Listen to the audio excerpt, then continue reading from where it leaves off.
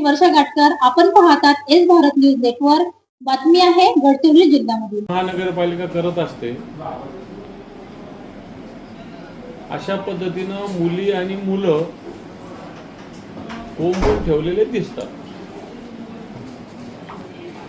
सर्पदंशाची घटना घडली 10 तारखेला सकाळी भल्या पहाटे.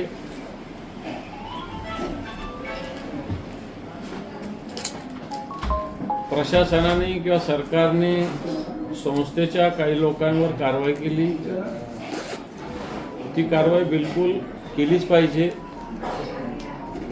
परंतु आमचं मत असं आहे, नियमाने कायद्याने त्याच्या पुढचे जे अधिकारी हे सुद्धा दोषी आहे. प्रकल्प अधिकारी दोषी आहे, ETC दोषी आहे त्याच्यात. म्हणून मला असं वाटतं अशा पद्धतीनं दोषी लोक अधिकारी सुद्धा याच्यात आहे. कारण प्रशासनातल्या अधिकाऱ्यांची, प्रकल्प अधिकाऱ्यांची दर आठवड्याला भेट देणं आश्रमशाळेला, आदिवासी आश्रमशाळेला आवश्यक बाब असते. परंतु अशी कुठेही दर आठवड्याला भेट दिल्याचं आढळत नाही. आणि ही संस्था जुनी आहे. आतापर्यंत संस्थेला या सूचना करायला पाहिजे होतं की 850 स्क्वेअर फूटमध्ये तुम्ही 110 मुलं कसे ठेवता, अशी नोटीस द्यायला पाहिजे होती. हॉल मोठा करायला पाहिजे होता. परंतु असं कुठेही या विभागाच्या मार्फत या संस्थेला नोटीस दिलेली नाही. मी सगळे बघितलं, तिथलं अंथरून बघितलं, पांघरून बघितलं, या सगळ्या गोष्टी बघितल्या. तर खऱ्या अर्थानं सरकारने सूचना केलेल्या आहे. अंथरून, पांघरून, उशी, मच्छरदाणी या सगळ्या गोष्टी प्रोव्हाइड विद्यार्थ्यांना असल्या पाहिजे. परंतु त्या प्रोव्हाइड केलेल्या नाही. रस्त्याची काय स्थिती मला वाटतं ते मी सांगण्याची गरज नाही. 45 किलोमीटर जायला 1.5-2 तास लागतात. आणि म्हणून हॉस्पिटलला सुद्धा या मुली पोहोचायला वेळ लागला. प्रशासनातले काही लोक अधिकाऱ्यांना वाचवण्याचा प्रयत्न करतात. आणि म्हणून आदिवासी विभागाचे अधिकारी, मी तर म्हणेल हे आदिवासी विभागाचे अधिकारी आणि संस्था चालक मिळून या आदिवासी आश्रमशाळा भ्रष्टाचाराचा अड्डा या लोकांनी बनविलेला आहे. आणि म्हणून हे दोन्ही घटक याच्यात जबाबदार आहे. दोन्ही घटकावर कडक कारवाईची आवश्यकता आहे. एक दुसरी गोष्ट, मी असं ऐकलं मान्य मुख्यमंत्र्यांकडून, तशा ऑर्डर्स काही आलेले नाही, की शाळा बंद करण्याचा निर्णय. मला असं वाटतं रोगापेक्षा हा इलाज भयंकर होईल. कारण 250च्या वर 235-237 मुलं मुली तिथे शिकतात. 110 मुलं आणि 125 मुली, माझ्याकडे जो आकडा आला त्याच्याप्रमाणे, म्हणजे 235. जर 235 विद्यार्थी तिथे शिकत असेल आणि संस्था बंद केली तर या विद्यार्थ्यांनी जायचं कुठं हा प्रश्न निर्माण होईल. याच्यापेक्षा जास्त संख्या आहे तिथं. कारण निवासी एवढे 235 आहे, अनिवासी सुद्धा मोठ्या संख्येने मुलं तिथं आहेत, मुली तिथं आहेत. 15 ऑगस्ट येऊन ठेपलेली आहे. शैक्षणिक वर्ष 2.5 महिन्याचं पूर्ण झालेलं आहे. 1 महिन्यानं दिवाळीच्या सुट्ट्या लागतील. आणि म्हणून शाळा बंद करणं हा रोगावरचा इलाज हा भयंकर होईल. शेवटी कोणी 15 किलोमीटर, कोणी 10 किलोमीटर, कोणी 25 किलोमीटरचे विद्यार्थी त्या शाळेत टाकलेले आहेत. सरकारने या ठिकाणी प्रशासक नेमला पाहिजे किंवा दुसऱ्या एखाद्या चांगल्या संस्थेला ही शाळा चालवायला दिली पाहिजे. 2 पर्याय सरकार, आदिवासी विभाग निवडू शकते. आणि म्हणून याच्यावर शाळा बंद करणं हा काही उपाय होणार. कारण काही पालक मला त्या ठिकाणी भेटले, मी त्या जप्त्याला शाळेत गेलो होतो. त्यांनी शाळा जर बंद झाली तर आमच्या मुलांना टाकायचं कुठं, कसं जायचं, आम्ही हा एक प्रश्न उपस्थित केलेला आहे. आणि म्हणून मी आता जिल्हाधिकारी साहेबांशी भेटलो. त्यांना मी सांगितलं मी आता आदिवासी विभागाचे जे आयुक्त आहेत त्यांच्याशी मी चर्चा करणार आहे. त्यामुळे ही शाळा बंद नाही झाली पाहिजे, शाळा चालूच ठेवली पाहिजे. अशा प्रकारची भूमिका आदिवासी विद्यार्थ्यांच्या हितासाठी घ्यावी लागेल. करायची तर येणार. आणि मला असं वाटतं हे जर केलं तर ही संस्था 2 मिनिटात ऑर्डर मिळाल्या कोर्ट याला स्टे देईल हे मी सांगतो. याचाच अर्थ अधिकारी आणि संस्था चालकांची मिलीभगत याच्यातून दिसेल असं माझं स्पष्ट म्हणणं आहे. म्हणून कोणत्या तरी संस्थेला हे चालवायला देणं हे करता येतं किंवा प्रशासक तिथे लावणं, या 2 गोष्टी करण्याची आवश्यकता आहे असं मला वाटतं. थोडक्यात गडचिरोलीची माहिती घेतली तर मागच्या मे पासून आतापर्यंत 27 मुलं असे वेगवेगळ्या अपघातात म्हणा वेगवेगळ्या घटनेत या फक्त एकट्या गडचिरोलीचा. आता महाराष्ट्राचा आकडा भरपूर आलेला आहे, आज वेगळ्या वर्तमानपत्रांनी मीडियामध्ये छापलेला आहे, पण मी त्याच्यात जात नाही. गडचिरोलीमध्ये 27 मुलं मागच्या मला वाटतं महिना 1.5 महिन्यापूर्वी विषबाधा झाली होती. कुठे झाली होती? कुठे झाली होती? जामोशीला. काही मुलं शाळेत असणारे मुलं पोहायला गेले आणि ते बुडाले, आणि म्हणून अशा सगळ्या घटना 27 मुलं मागच्या मे महिन्यापासून गडचिरोलीमध्ये मृत्यूचं प्रमाण झालेलं. थोडक्यात या आदिवासी आश्रमशाळा मृत्यूच्या सापळा तर नाही होते ना. संस्था चालकाचं फक्त सरकारचं अनुदान लुटण्याचं काम आहे आणि अधिकाऱ्यांचं काम एवढंच काम आहे की या संस्था चालकांना लुटायचं. संस्था चालक सरकारला लुटतात, सरकारचे अधिकारी संस्था चालकाला लुटतात. अशा प्रकारचं महाराष्ट्रातल्या आश्रमशाळेचं हे विदारक सत्य आहे. आणि म्हणून येणाऱ्या काळात मी तर सगळ्या लोकप्रतिनिधींना, कार्यकर्ते जे सामाजिक यांना आवाहन करेल की अशा आश्रमशाळेला भेटी दिल्या पाहिजे. या सुविधा नसल्या तर या आश्रमशाळेवर कारवाईची मागणी केली पाहिजे, यांचं अनुदान बंद झालं पाहिजे. आणि म्हणून या संस्थेच्या आता ज्या झालेल्या घटनेच्या नंतर मला वाटतं महाराष्ट्रातील आदिवासी विभागाच्या आश्रमशाळेत एक काहीतरी निर्णायक बदल व्हावा अशा प्रकारची अपेक्षा आम्ही व्यक्त करणार आहोत.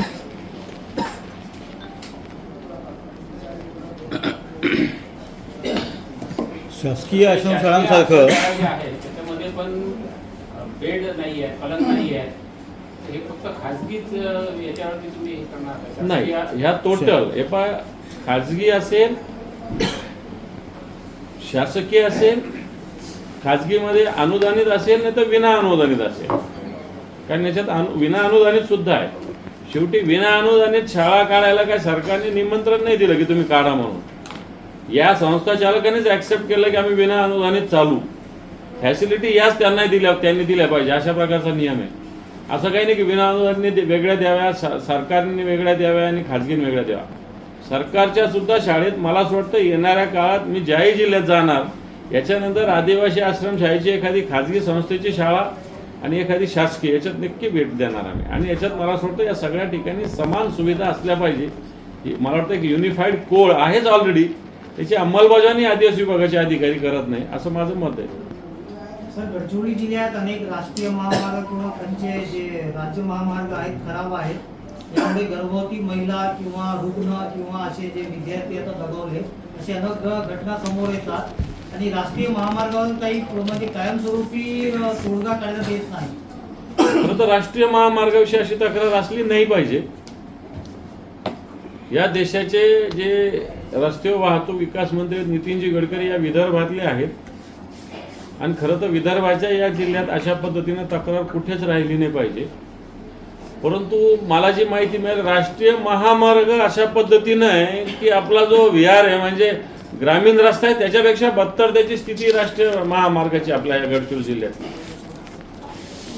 आज एकीकडे राज्याचे मुख्यमंत्री या जिल्ह्याचे पालकमंत्री आहेत. त्यांनी का पालकमंत्री झाले मला माहिती नाही, पण या गडचिरोलीचा विकासाची गंगा येणार म्हणतात. परंतु साधं गडचिरोलीपासून 25 किलोमीटर जायचं तर 2-2 तास लागतात अशा प्रकारची स्थिती आहे. राष्ट्रीय महामार्ग सुरक्षित नाही, राज्य महामार्गाची ती दुरावस्था आहे. आणि मला वाटतं गडचिरोलीच्या विकासाच्या नावाखाली सरकार कोणाच्या तुंबड्या भरतात मला नाही माहिती. या आश्रमशाळा प्रकल्प अधिकाऱ्याच्या अंडर येतात आणि प्रकल्प अधिकारी हा IAS ऑफिसर असतो आणि त्याच्यावर कोणाचंही नियंत्रण नाही. तुम्हाला असं वाटत नाही का की हा विभाग जिल्हा परिषदला किंवा नाही असं नाही. प्रकल्प अधिकारी काय IAS ऑफिसर नसतो. ट्रेनिंग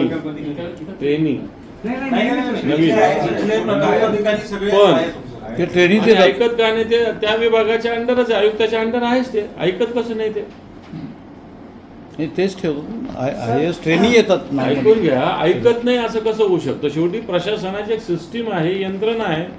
जो कोणी त्याचा नेक्स्ट बॉस असेल त्याचं त्याला ऐकावंच लागतं. त्याचं नेक्स्ट बॉस करू पोलीस आयुक्त असेल ना.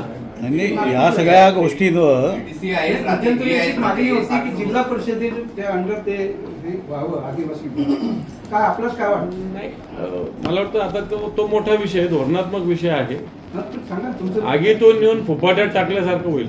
अच्छा. तुम्ही ज्या पद्धतीनं म्हणताय की नाही, आता जपतलाई आश्रमशाळेमध्ये घटना घडली, ते विधारक आहे, हे ठीक आहे, मान्य आहे. त्यानंतर एक शब्दाचा विधान केलेत की आता पालकवर्ग आम्हाला मिळाले होते. आता शाळा बंद समजून झाली तर आमच्या विद्यार्थ्यांना, आमच्या मुलांना कोणत्या शाळेत टाकायचं, कुठे टाकायचं? त्या शाळेमध्ये जवळपास 5वी घटना आहे. त्याच शाळेमध्ये एकाच शाळेतली 5वी घटना. त्या संस्था चालकांनी त्या संस्थेला जवळपास करोड रुपये मिळालेला आहे. 1992 पासून ती संस्था ग्रँडेड आहे. आणि आतापर्यंत ते म्हणतात की नाही, आता 2024मध्ये आम्हाला बेड उपलब्ध करून देण्याचे GR शासनाने दिले. मग 2024 पासून तर आतापर्यंत 26-27 वर्षातला पहिला हप्ता त्यांनी घेतलेला आहे. आणि 1,30,31,980 रुपये सुद्धा मला घेतलेले. एक सांगा, याच्यावर देखरेख ठेवणं काम कोणाचं? शासनाचं प्रकल्प जेवढं असेल- अधिकाऱ्याचं आहे का नाही आहे ना, सरकारचं आहे का नाही आहे? आहे ना. त्याच्यामुळे बेसिक तेही दोषी आहे ना. संस्था चालकाला जेलमध्ये टाका, तुरुंगात टाका. मग विरोधी तो पक्ष जेवढा याच्यात आधी- कमी तो पडतो असं जेवढा- नाही वाटत का? नाही, तो जेवढा विरोधी पक्ष दोषी यात आहे, कमी पडतो आपल्या बाजू संस्था मांडण्यात, तो सक्षम नाही. काय केलं आणि पाहिजे? परिणामी सरकार रस्त्यावर उतरला पाहिजे विरोधी पक्ष. काँग्रेसचे माजी खासदार कोणी असो, त्याच्यात पक्षाचा कोणताही संबंध नाही. उद्या आमचा पक्षाचाही माणूस असला तर त्याच्याविषयी हीच कारवाई करा, मी मागणी केली आहे. नाही, ज्या पक्षाचा पद्धतीनं याच्यात कोणताही संबंध नाही. तो कोणत्याही पक्षाचा व्यक्ती असो. सरकारी आश्रमशाळा सरकारच्या अनुदानावर चालती. जे नियम सरकारचे ते फॉलो केले पाहिजे. ते जर फॉलो करत नसेल तर अधिकाऱ्यांनी कारवाई करायला पाहिजे. जे अधिकारी कारवाई करत नाही त्याच्यावर कारवाई करावी. ज्या पद्धतीनं संस्था चालकासकट त्यांनी 5 लोकांवरती गुन्हे नोंद केलेले आहेत, त्याच पद्धतीनं मग ते PO ऑफिसच्या जे काही दोषी अधिकारी आहेत, कर्मचारी आहेत, त्यांच्यावर सुद्धा गुन्हे दाखल करायला पाहिजे. आज आम्ही पाहून गेलेलो आहे. हं. सर मी उद्या परवा मुंबईला जाईल. सगळे प्रत्यक्ष पाहणी करून नियम कायदे बघून याच्यात व्यवस्थित एक निवेदन देऊन माननीय मुख्यमंत्री, आदिवासी मंत्री यांना भेटेल आणि याच्याविषयी कारवाईची मागणी. सर 2001 ते 2002 पासून ते 2015-16 पर्यंत एक अहवाल सादर झालेला आहे. त्याच्यामध्ये जवळपास 1077 मुलं आश्रमशाळांचे वेगवेगळ्या कारणांनी मरण पावलेले. हा अहवाल गव्हर्नमेंटला दिलेला आहे. कुठला तो? 2017 पर्यंतचा अहवाल आहे. कुठला बोलताय तुम्ही? राज्याचा. द्या ना. नाही, स्पेसिफिक कुठला आहे का तो? जिल्ह्याचा किंवा राज्याचं राज्याचा? नाही सर, पूर्ण सर्वेक्षण आहे ते. राज्याचा आहे का? राज्याचं. पण तेव्हापासून त्यांनी सूचना दिल्यानंतर ही गव्हर्नमेंटने या अनुषंगानं आश्रमशाळेकडे व्यवस्था केलेली नाही. अनेक शासकीय आश्रमशाळा जे अनुदानित नाही, जे गव्हर्नमेंट चालवतात, त्या आश्रमशाळांना आजही बेड नाहीत आजच्या स्थितीमध्ये. मला असं वाटतं या घटनेनंतर एक जागृती समाजात निर्माण व्हावी. बेड आहे का, कॉट आहे का, पांघरूण आहे का, उशी आहे का, मच्छरदाणी आहे का, या गोष्टी जबाबदारी आहे. याची टेंडर निघालेले माझ्याकडे, अशी टेंडर्सची कॉपी आहेत. हे देतात कोणाला? मग खरेदी करतात आणि देतात कोणाला? आम्हाला अंबादास साहेब, प्रश्न आहे. तुमचं सगळं आम्ही ऐकलं आहे, त्याबद्दल धन्यवाद. मी श्रीमंत सुरपा.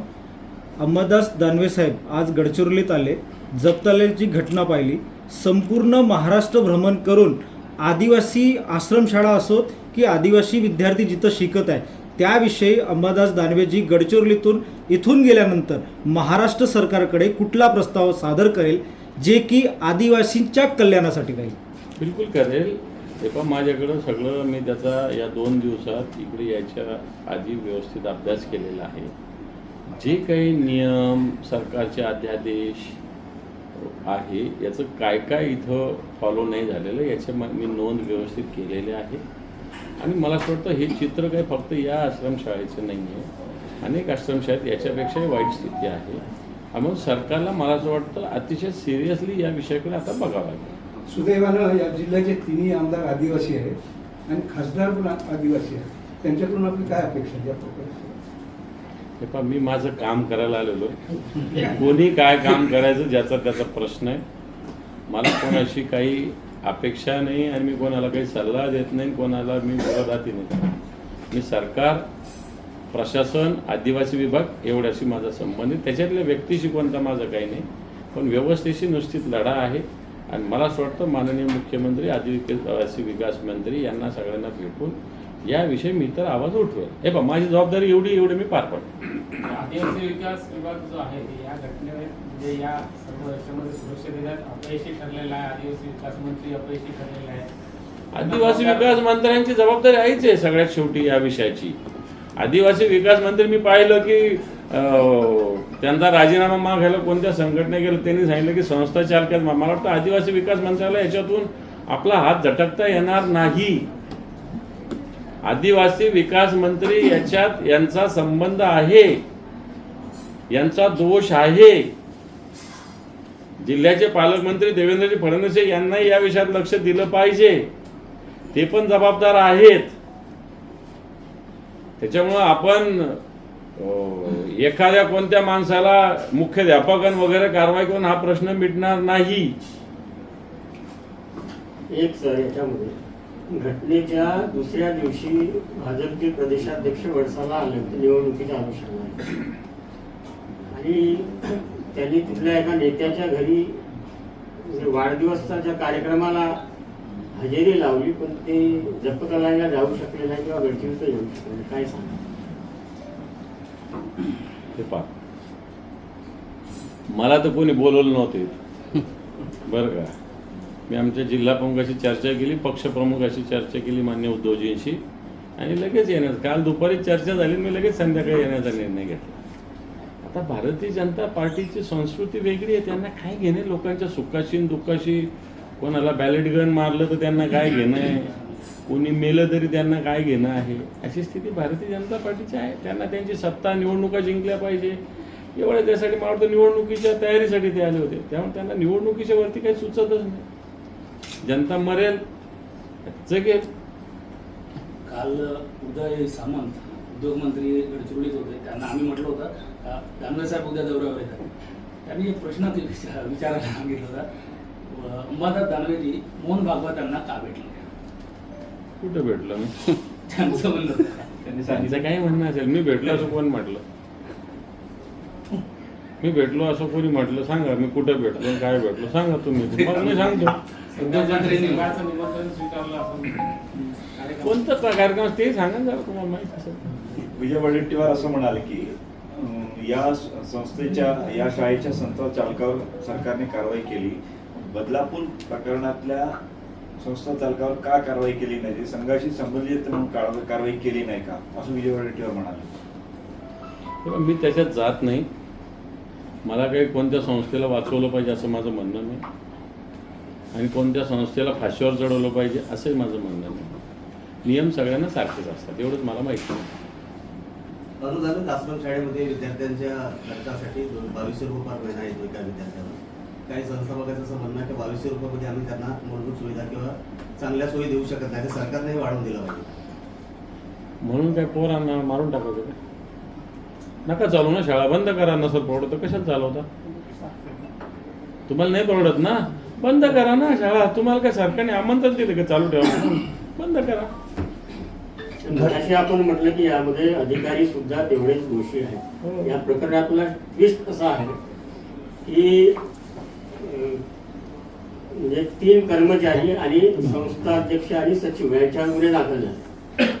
जो तक्रार करता आहे सहाय्यक प्रकल्प अधिकारी, त्याला प्रशासनाने कारवाई म्हणजे कारणे दाखवा नोटीस दाखवली, म्हणजे तो पण दोषी आहे याचा अर्थ. तर दोषीच फिर्यादी कसा राहू शकतो? मी आता कलेक्टर साहेबांना तेच बोललो की खरं तर त्याला 1 नंबरचा आरोपी केला पाहिजे. जो फिर्यादी आहे ना त्यालाच 1 नंबरचा आरोपी केला पाहिजे. पण मला असं वाटतं कुठेतरी जाणीवपूर्वक काही अधिकाऱ्यांना वाचवण्याचा प्रयत्न सरकार किंवा आदिवासी विकास विभाग करते. सर, घटनेनंतर आदिवासी मंत्री तिसऱ्या दिवशी आले. काही आदिवासी संघटनेनी आणि तुमच्या जिल्हा प्रमुखांनी सुद्धा त्यांना भेटण्याचा प्रयत्न केला. तर त्यांच्या येण्यासाठी त्यांनी या सर्किट हाऊसची दारं बंद करायला लावली होती. जिल्हा प्रमुखांना निषेध करावा लागला होता नारे देऊन. काय म्हणाल? हे आता आदिवासी विकास मंत्र्यांनी तर सगळ्यांना भेटलं पाहिजे. जे येईल त्या सगळ्या लोकांना भेटलं पाहिजे. शेवटी आपली जबाबदारी, जर दुर्घटना आपल्या खात्यामुळं झाली तर आपल्या खात्यावरच्या ज्या काही अडीअडचणी आहे, दोष आहे, लोकांच्या तक्रारी, त्या ऐकल्या पाहिजे. पण मला असं वाटतं या भारतीय जनता पार्टीच्या लोकांना लोकांचे गाणे ऐकायची सवय झाली. यांच्या कानाला आता ते काही सहनच होत नाही. यांच्या कानात चांगलं गरम तेल करून टाकावं लागणार. अशाच नवनवीन घडामोडी पाहण्यासाठी आमच्या YouTube चॅनलला लाईक करा, शेअर करा आणि सबस्क्राईब करा. जोहार.